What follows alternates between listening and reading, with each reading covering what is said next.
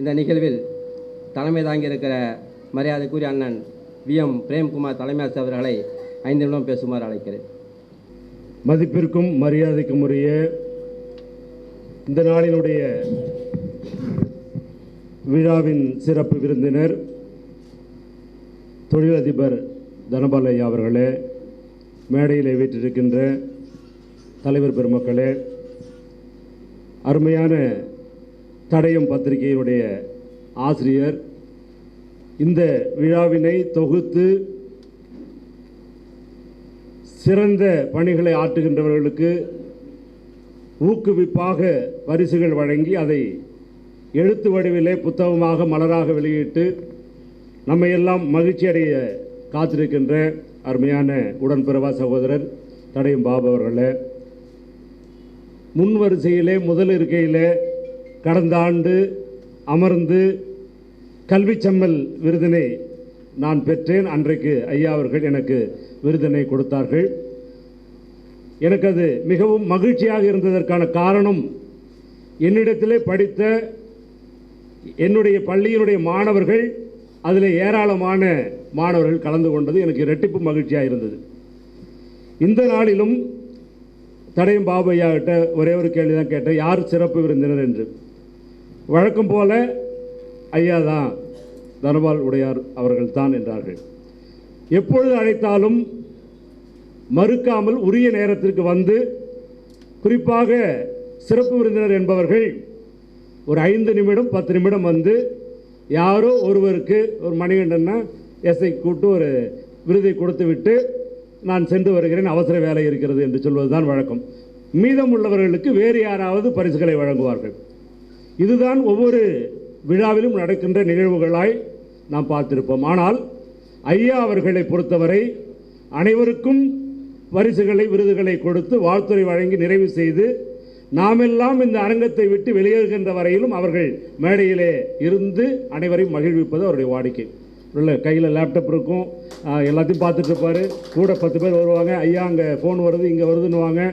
எல்லாவற்றையும் பார்த்து கொண்டு கடைசி நிமிடம் வரையிலும் இருந்து அவர்களை, தடயம் பாபு அவர்களை பார்த்து வாழ்த்தி விட்டுத்தான் அவர்கள் செல்வார்கள். இப்படிப்பட்ட சிறப்பு விருந்தினர் நமக்கு கிடைத்திருப்பது மகிழ்ச்சி. ஆக்சுவலாக பத்திரிகையிலே நான் முன்னிலை தான் அப்படின்னு தான் இருந்துச்சு.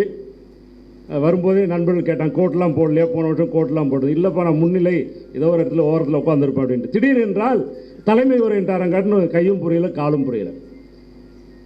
ஒருவேளை நான் என்ன செய்திருக்கிறேன் என்பதை எனக்கு தெரியாத விஷயங்களை கூட கட்டுரை வடிவிலே மலர் வடிவிலே எழுதி ஒரு 50 லட்சம் ரூபாயை 5 ஆண்டுகளிலே இந்த தலைமை ஆசிரியர் பள்ளிக்கு செய்திருக்கிறார் என்று மலராக வெளியிட்டு, குறிப்பாக கொரோனா காலத்திலே ஒருவேளை காவல்துறை மக்களுக்கும் சாலையோரத்தில் இருந்த மக்களுக்கும் உணவளித்ததோடு என் பள்ளியினுடைய ஆசிரியர் பெருமக்களுக்கு தன்னார்வ ஆசிரியர்கள் ஊதியம் கொடுக்க முடியாத ஒரு சூழ்நிலையிலே ஒருவேளை 3 லட்சம் ரூபாய் என்னுடைய பணத்திலிருந்து நான் ஊதியமாக கொடுத்திருப்பேன்.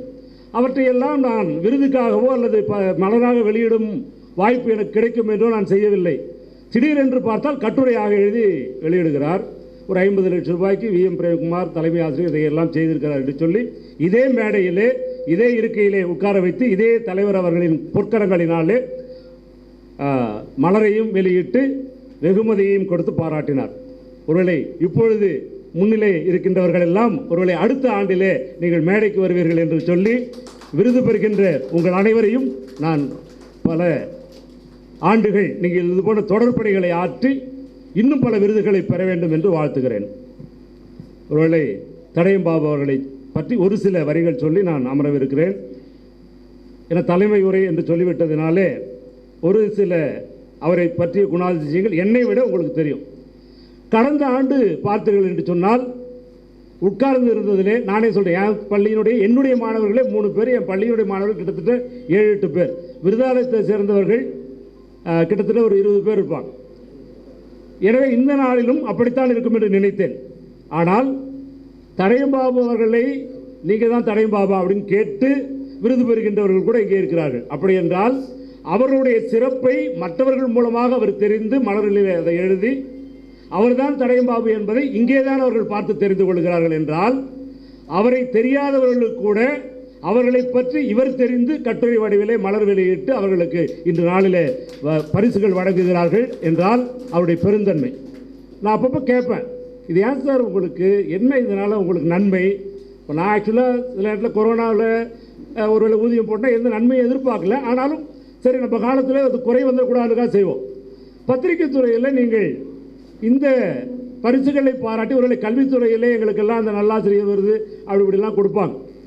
ஆனால் நீங்கள் எல்லா துறையிலும், அங்கே பார்த்தா காக்கி சட்டை, இங்கே பார்த்தா கல்வித்துறையில் இருக்கிறோம், அங்கே பார்த்தா வழக்கறிஞர்கள், அங்கே பார்த்தீங்கன்னா நிறைய பேர் விஏஓ, மணலூர் அங்கங்கெல்லாம் பார்த்தீங்கன்னா நிறைய விஓஸ், போன ட்ரிப் பார்த்தா எலக்ட்ரிக்கல் டிபார்ட்மெண்ட் நிறைய பேர், எந்த துறையையும் விட்டு வைக்கவில்லை. இன்னும் சொல்லப்போனால் துப்புரவு பணியில் ஈடுபட்டிருக்கின்ற தொழிலாளர்களுக்கு கூட சிறந்த தொழிலாளர்களை கண்டுபிடித்து கடந்த ஆண்டிலே அவர்கள் பரிசு கொடுத்ததை நான் பார்த்துக்கிறேன். இதெல்லாம் ஏன் சார் அப்படின்னு கேட்பேன். ஒரு ரொம்ப பழக்கம்லாம் இல்லை, நேற்று நைட்டு தான் நானும் அவரும் கொஞ்ச நேரம் உரையாடக்கூடிய வாய்ப்பு. ஏன்னா நேற்றிலிருந்து நானும் அவரும் ஒன்றா இருக்கிறோம். நான் மருத்துவ பரிசோதனைக்காக வந்தேன், அவரோட கூட இந்த ஷால் வாங்கும்போது கூட இருந்தேன். ஏன் சார் இந்த விருதை கொடுக்குறீங்க? இப்போ மணிகண்டன் சார் கொடுத்தா என்ன, கொடுக்கலாம் உங்களுக்கு என்ன, பிரேம்குமார் கொடுத்தா என்ன, கொடுக்கலன்னா என்ன, அல்லது மற்றவர்கள் கொடுத்தால் என்ன, கொடுக்கலன்னா என்ன, உங்களுக்கு ஏன் இந்த வேலைன்னு கூட கேட்டேன். அப்படி அவர் சொன்ன பதில், மற்றவர்களை மகிழ்வித்து அதிலே மகிழ்ச்சி அடைவதில் எனக்கு ஒரு மகிழ்ச்சி சார். மற்றவர்களை மகிழ்வித்து அவருடைய மகிழ்ச்சியிலே மகிழ்ச்சி அடைவது எனக்கு ஒரு மகிழ்ச்சி அப்படின்னு சொன்னார். உண்மையிலேயே நெகிழ்ந்து போனேன், உண்மையிலேயே நெகிழ்ந்து போனேன்.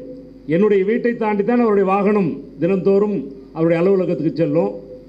மீண்டும் இரவிலே அவர் வீடுக்கு போகும்போது என்னுடைய வீட்டை தாண்டித்தான் அவர் போக வேண்டும். ஆனால் ஒரு வருடத்திலே 2 அல்லது 3 முறைக்கு மேலே நாங்கள் பார்த்து கொண்டதில்லை.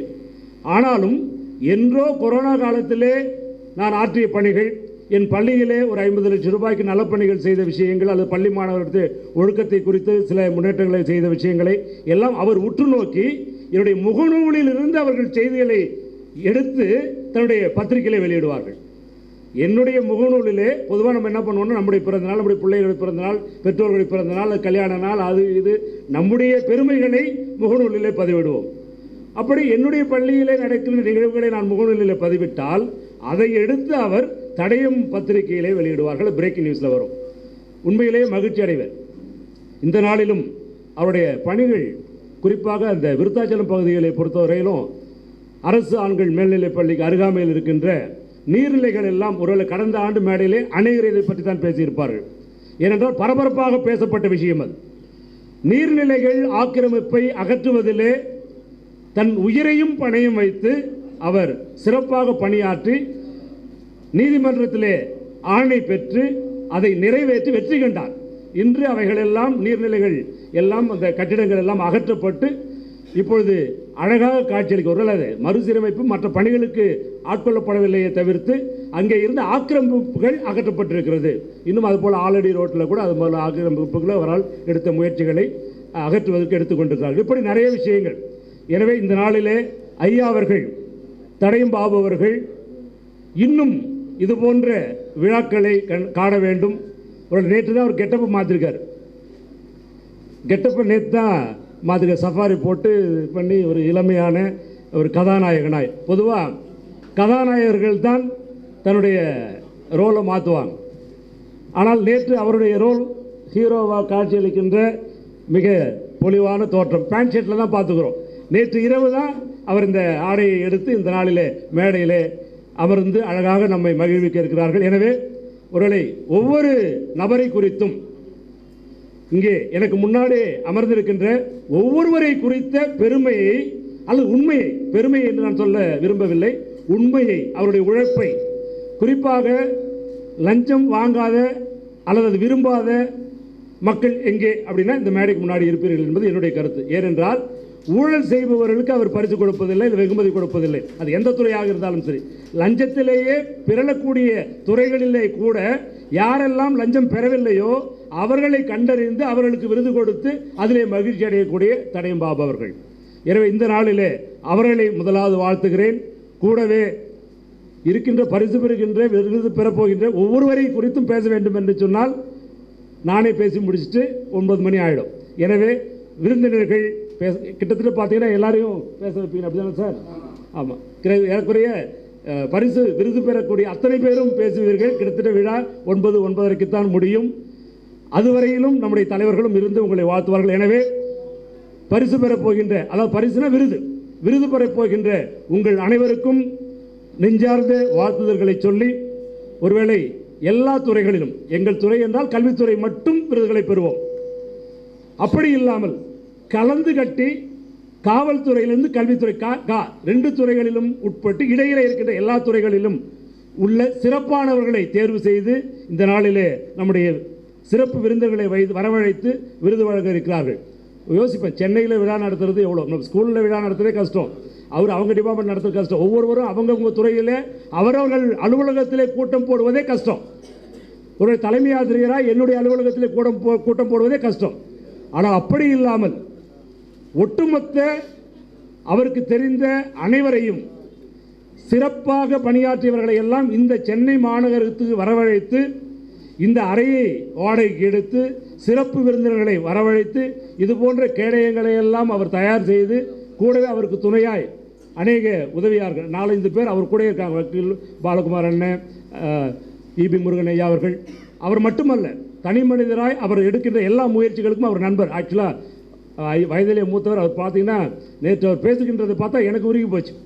அந்த பாங்கு, அவரோடு இருக்கின்ற நண்பர்கள் அவருக்கு உறுதுணையாக இருந்திருக்கிறார்கள். எனவே அவர்களுக்கும் விருந்தினர்களுக்கும் சிறப்பு விருந்தினர்களுக்கும் விருதுகளை பெறப்போகின்ற உங்கள் யாவருக்கும் நெஞ்சார்ந்த வாழ்த்துதல்களை சொல்லி, இந்த வாய்ப்பை எனக்கு தந்த அருமையான சகோதரர் தடயம் பாபு அவர்களுக்கு நன்றியை சொல்லி இடம் சாருகிறேன்.